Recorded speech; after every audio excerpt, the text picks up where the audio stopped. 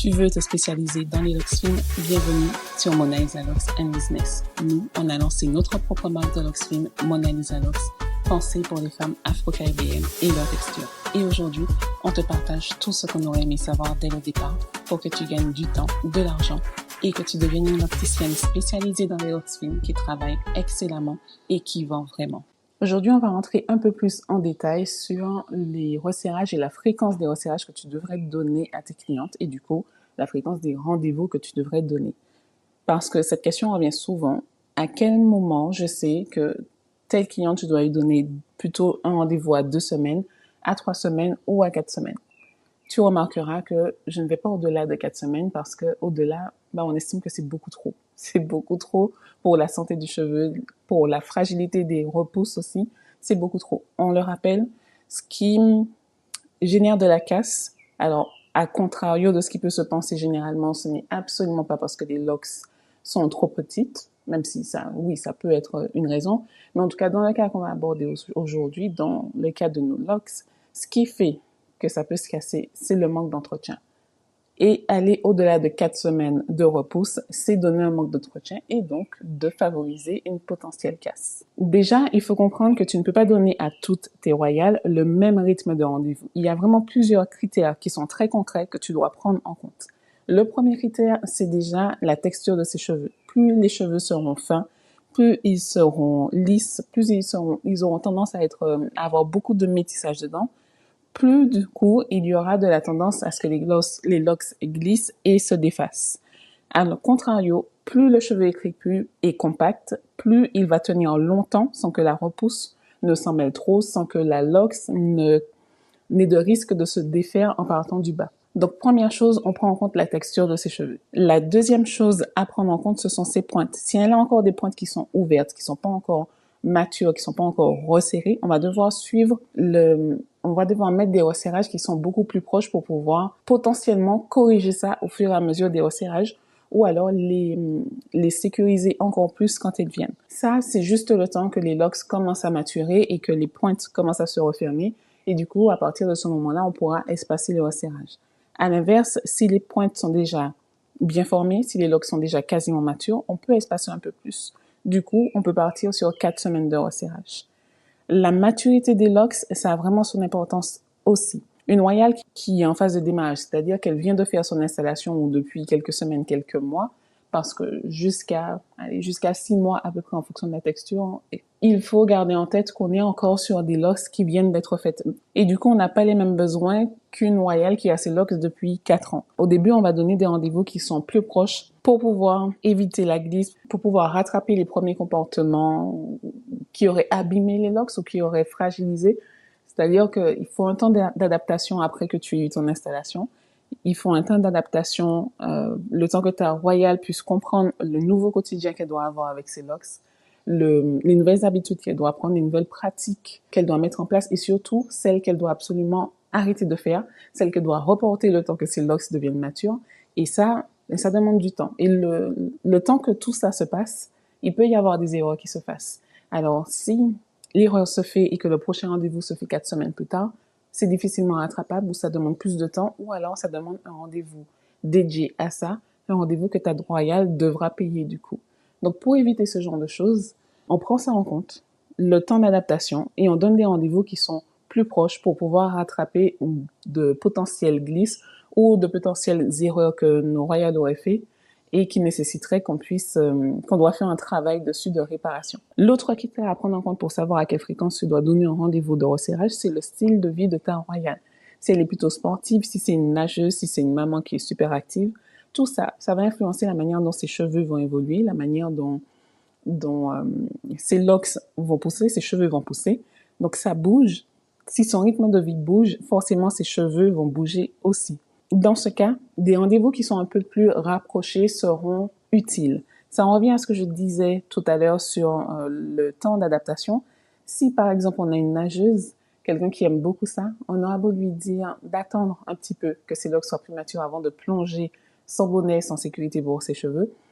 Il est probable que ça se fasse 1 ou 2 fois pendant ce temps où elle va assimiler cette habitude. Même si elle va pas tout de suite l'avouer ou elle va peut-être pas l'avouer du tout, ça se verra sur ses locks. Du coup, À nous de rattraper les choses. Ce qui peut aussi influencer la fréquence des resserrages, c'est le niveau d'exigence de ta royale. On a des royales qui veulent à tout prix que leurs cheveux soient hyper nets tout le temps, propres, sans aucun chichi, sans aucun millimètre de repousse. Il faut que ce soit toujours impeccable, soit par rapport à elles, leurs propres exigences, ou par rapport à ce qu'elles estiment devoir montrer comme image par rapport à leur travail. Alors qu'il y en a d'autres qui sont vraiment beaucoup plus détendus et qui aiment le côté un peu wild, je n'ai pas besoin que ce soit carré, j'ai pas besoin que ce soit hyper propre, j'aime laisser vivre mes cheveux. Qu'il y ait des chichis, c'est pas grave, qu'il y ait des repousses, c'est pas grave, ce sera fait un moment et quand ce sera fait, ce sera fait. Donc là, il faut vraiment lui poser la question parce qu'on n'a pas les mêmes standards en fonction sur ce point-là. Sur l'esthétique, sur le rendu visuel, on n'a pas les mêmes standards, on n'a pas les mêmes exigences. Et il y a vraiment des royales qui ne supporteront pas d'avoir des chichis. Il y en a d'autres qui ne supporteront pas d'avoir même 2 semaines de repousse. Et il y en a d'autres qui adorent vraiment le moment où les repousses sont déjà là. Du coup, le moment du resserrage n'est pas forcément un plaisir pour elles parce qu'elles n'aiment pas voir quand c'est totalement clean, quand c'est totalement propre, quand ça vient d'être refait. Donc concrètement, ce que tu dois observer quand tu fais un resserrage, c'est est-ce que ces cheveux commencent à se mêler à la racine? Est-ce qu'il y a des cheveux qui se promènent d'une loque à une autre? Est-ce que tu retrouves des nœuds que tu dois défaire? Est-ce que tu constates que sur la longueur de la loque, si par exemple la loque fait à peu près 20 cm, il y a déjà 10 cm en partant du bas qui sont totalement défaits? Est-ce que les locks tiennent bien sans que toi, tu aies besoin de les refaire perpétuellement? Ça, ce sont des signaux qui te diront si elle a besoin de revenir dans 2 semaines ou si elle doit attendre 3, voire 4. Plus la texture des cheveux est molle, plus les cheveux sont fins, plus il y a du métissage dedans, plus il y a de chances que ta royale doive revenir toutes les 2 semaines. Là où maintenant ta royale doit revenir plutôt toutes les 3 semaines, c'est quand on est sur un cheveu qui est plus crépus. Il y a moins de métissage dedans. Tu sens bien dans la texture que déjà la niche que tu as fait au départ quand tu as créé les locks, elle a tenu beaucoup plus facilement et tu n'as pas eu besoin d'insister avec ton outil. Donc là, ça te donne déjà une indication sur le fait que potentiellement ta cliente n'a pas besoin de venir toutes les 2 semaines. Par contre, si c'est une installation qui vient d'être faite, on part sur 3 semaines d'office. Si ses cheveux sont crépus, si les niches tiennent, si les longueurs sont bien sécurisées, si tu sens que la maturité des locks va arriver plutôt rapidement, pars sur 3 semaines les premiers mois. Et une fois que ces cheveux ont commencé à maturer et que les pointes sont sécurisées, tu peux passer sur 4 semaines de resserrage. Maintenant, on va voir plutôt les personnes à qui tu peux donner des rendez-vous à 4 semaines. Là, on est vraiment sur les personnes qui ont des locks qui sont matures, qui ont des locks depuis pas mal d'années déjà, et qui n'ont qu'un seul besoin, c'est-à-dire le besoin de resserrage, donc qu'on s'occupe des repousses. Il y a rarement des réparations à faire sur les longueurs, il y a rarement de nœuds qui se font. Tout ça, on entre juste dans une phase d'entretien basique, sans réparation, sans ajustement, sans rien du tout. Là, tu peux partir facilement sur 4 semaines. Maintenant, il faut quand même que tu restes honnête et je veux insister sur ce point-là. Une fois que ces phases de 2 ou 3 semaines ne sont plus nécessaires, dis-le à ta royale. Et si elle te pose la question, parce que souvent elle pose la question régulièrement, dis-lui la vérité. Si tu sens que ses cheveux sont prêts à passer à 3 semaines, dis-le lui. Ce qui peut arriver, tu peux être tenté de garder ce rythme de 2 ou de 3 semaines pour pouvoir, toi, te sentir plus en sécurité parce que tu as peur qu'elle fasse, entre guillemets, des bêtises avec ses cheveux et que toi, ça te donne plus de travail derrière. Et de manière totalement transparente, peut-être que tu te dis que ça te fait plus de revenus.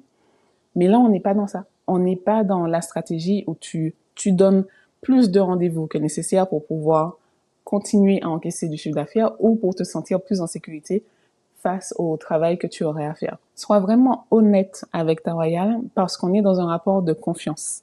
Elle te fait confiance sur ce que tu lui dis. Elle te fait confiance sur le rythme que tu lui demandes d'avoir. Elle engage ses finances pour respecter ce rythme. Toi, tu dois faire ta part. Donc, prendre soin des locks, les maintenir à un niveau de santé, à un niveau esthétique qui correspond à l'engagement des deux. Donc, toi, le travail que tu fais et elle, l'engagement qu'elle prend, c'est de venir et de te payer pour ce travail. Mais une fois que ce n'est plus nécessaire, dis-le lui aussi. Elle a fait confiance à ton expertise quand tu lui as demandé de venir. Elle te fera confiance elle te fera encore plus confiance si tu lui dis que c'est bon, que là, on est passé à une autre phase et que du coup, on peut espacer un peu plus les rendez-vous. Autant un resserrage qui est beaucoup trop espacé n'est pas bon, ce n'est absolument pas bon parce que du coup, les repousses vont se fragiliser. Par contre, un resserrage qui est beaucoup trop près non plus, ce n'est pas bon. Tu risques de trop solliciter la racine, tu risques de créer plus de tension que nécessaire sur le cuir chevelu et tu risques d'augmenter le risque de casse ou d'alopécie de traction simplement parce que le resserrage est trop fréquent, qu'il y a trop de tension sur le cuir chevelu, alors qu'il n'y a pas suffisamment de repousse pour pouvoir absorber cette tension. Et si tu fais ça, eh bien là, non plus, tu n'es plus dans ton rôle de spécialiste Mona Exalox, tu es dans le surservice. Et le surservice, ça coûte de la santé aux cheveux de ta cliente et toi, ça te coûte ta crédibilité en tant que spécialiste. Donc oui, ça peut faire du bien à ton agenda et à ton chiffre d'affaires de revoir ta royale beaucoup plus souvent, mais par contre, ça ne fait du bien ni à son porte-monnaie, ni à ses cheveux si ce n'est pas nécessaire. Donc si elle n'a pas la texture qui est nécessaire, si elle n'a pas le risque de glisse qui peut arriver sur ses cheveux, si elle n'a pas les cheveux fins, ça sert à rien de donner des rendez-vous à 2 semaines.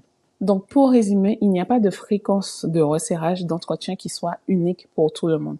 Tu dois observer, tu dois poser des questions, tu dois adapter ton suivi en fonction de ce que tu remarques de l'évolution des locks et surtout, tu dois rester honnête. Si elle peut venir toutes les 4 semaines, dis-le lui.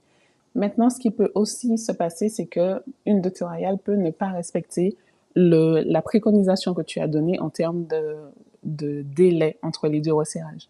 Si par exemple, ce resserrage était prévu toutes les 2 semaines et finalement, bizarrement, quand tu lui donnes son rendez-vous, il y a souvent un problème, elle peut pas venir ou elle a cette facilité à pouvoir annuler ou repousser son rendez-vous facilement. Ça aura un impact sur tes locks.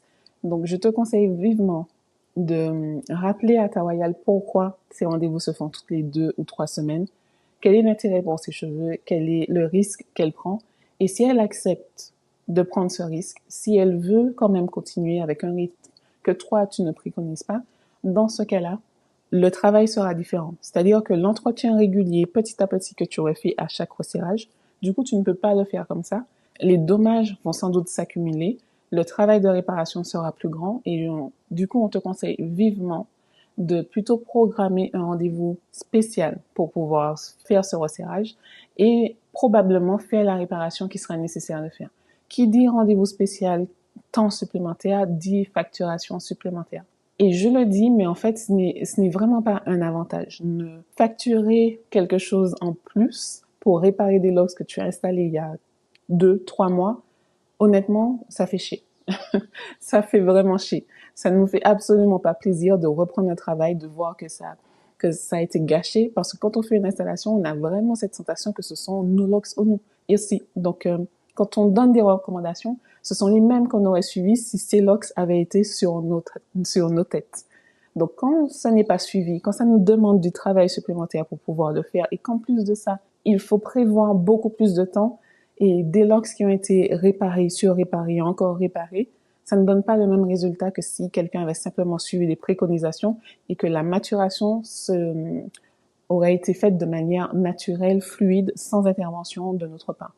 Donc, le résultat n'est pas le même. Pour nous, ça nous demande une surcharge de travail, même s'il y a une autre facturation derrière, mais honnêtement, on préfère ne pas surfacturer, on préfère ne pas prévoir ce temps en plus ces réparations et que tout se fasse de manière régulière et naturelle, selon le rythme qui a été préconisé dès le départ. Ça aussi, c'est vraiment une pratique à ne pas expliquer clairement à ta cliente qu'elle aura comme résultat si jamais elle continue dans ce sens, pour pouvoir éventuellement lui dire quand elle reviendra, écoute, là, il y a tel et tel travail en plus à faire, il nous faudra prévoir plus de temps et du coup, il faudra que toi, tu prévois un budget supplémentaire pour cet entretien. Tant qu'on peut éviter d'en arriver à là, on le fait.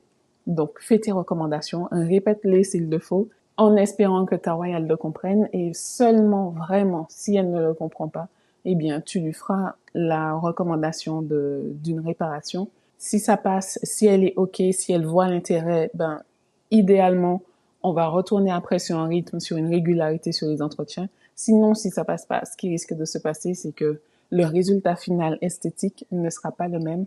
Là encore, je dirais que là, c'est plutôt une appréciation très subjective. Si elle aime ce résultat, si ça lui convient, tu seras obligé de l'accepter. Ce sont ses cheveux après tout. Si cet épisode t'a parlé, si tu t'es reconnu ou si ça t'a fait réfléchir. Alors abonne-toi à Monalisa Locks and Business. Et si tu veux nous aider à faire rayonner cette vision de notre film, laisse-nous 5 étoiles et un avis. C'est peut-être un détail pour toi, mais pour nous, ça change tout. Et ça permet à d'autres femmes comme toi de découvrir ce podcast. Je te dis à bientôt. On se retrouve dans le prochain épisode.